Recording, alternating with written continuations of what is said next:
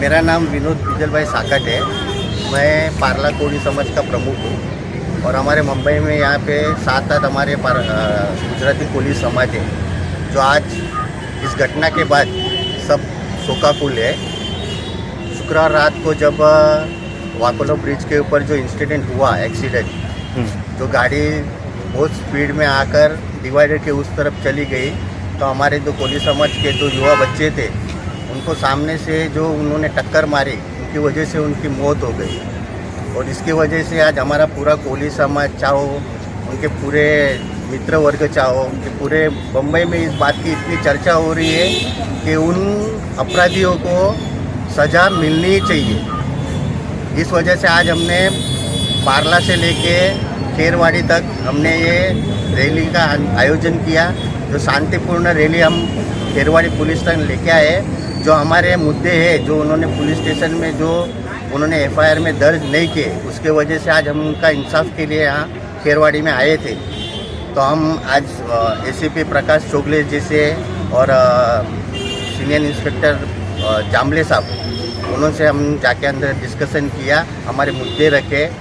हमने उनको कहा कि जो 3 बच्चे थे तो उनको आपने क्यों छोड़ दिया, उनको क्यों अरेस्ट नहीं किया हुआ है। तो उन्होंने कहा कि ड्राइवर को अरेस्ट किया हुआ है कि उनका जब तक उनका ब्लड रिपोर्ट आएगा नहीं तब तक हम लोग उस पर कार्रवाई कर नहीं सकते। हमारी मांग है कि उनको उन 3 लोगों पर भी 120 की बी कलम लगाई जाए और उनको वापस अरेस्ट किया जाए। तो उन्होंने हमें आश्वासन दिया है कि हम कोशिश करेंगे, पूरी कोशिश करेंगे। हम पूरा पुलिस फोर्स आपके साथ है।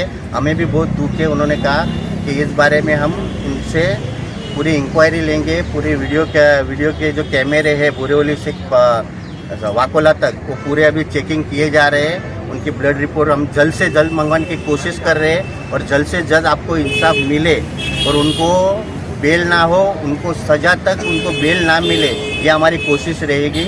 उन्होंने चोगले साहब ने, जो एसीपी यहाँ के हैं खेरवाड़ी के इंचार्ज, उन्होंने हमें आश्वासन दिया है। और ये नीलेश परब, ये शाखा प्रमुख नीलेश परब, शिवसेना शिंदे ग्रुप का ये मेरा विभाग है। और ये जितने भी लोग यहाँ पे कोली समाज जो आए हैं वो मेरे मित्र परिवार है। और उसमें से मेरे उपशाखा प्रमुख विनोद पटेल, इनका लड़का गुजर गया, और मेरा दूसरा एक मेरा हर्ष मकवाना, ये कम उम्र में उनके निधन होने की वजह से हम लोग सब शोककुल में अभी भी है। क्योंकि आज भी हमारे पारला में सब जन ये दुविधा में बैठे हुए कि इतने यंग पीढ़ी और हमारे बच्चे हमारे हाथ से चले कैसे गए। अब मुझे क्या बोलना है कि जैसे कि देखो, मेरा एक ही सोचना है कि हर माँ बाप का सपना होता है कि मैं जब ये दुनिया छोड़ूं तो मैं मेरे बच्चे के कंधे पे जाऊं, ये नहीं कि मेरे कंधे पे मेरा बच्चा जाए। तो ये सबसे बुरी दुर्घटना है जिसकी वजह से हम सब नाराज़ है। मतलब कि कानून हमको जितना ज़्यादा हमको सहकार्य करे।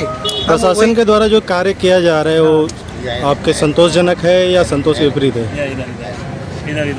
हमने हमारे स्थानिक जो 4 एमएलए हैं, अमित साटम जी, मुर्जी पटेल जी, पराग अडवाणी जी और आशीष शेराल जी, उन्होंने हमें आश्वासन दिया है कि कल वो लोग विधानसभा में ये मुद्दा उठाएंगे, सीएम से बात करेंगे कि इस मुद्दे पे कड़क से कड़क कार्रवाई हो और कड़क से कड़क सज़ा मिले।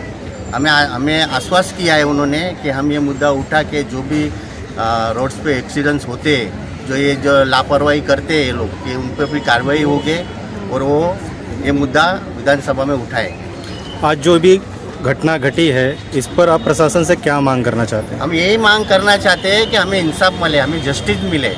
वो लोग लड़के छूटने नहीं चाहिए। हम लोगों की यही मांग है कि वो लोग छूटने नहीं चाहिए।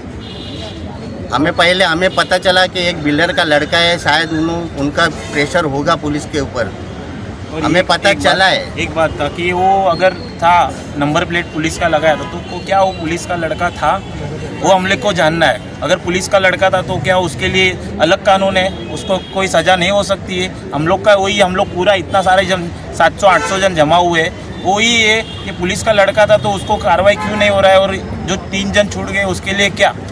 ये मेन मुद्दा है। आज जो हम लोग यहाँ पे आए हैं उसमें ये था कि हमारे 20 साल के उम्र के जो भी लड़के हैं उनका मर्डर हो गया है।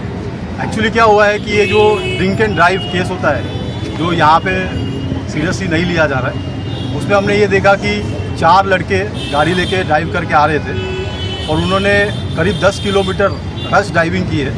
हमें अभी ये भी पता चला कि उनके पास ऑलरेडी ये चालान 10-12 चालान रश ड्राइविंग के कटे हुए थे। इन्होंने ओवर स्पीडिंग करके हाईवे से डिवाइडर कट करके उस तरफ जो हमारे 2 यंग लड़के चल रहे थे उनके ऊपर गाड़ी डैश कर दी।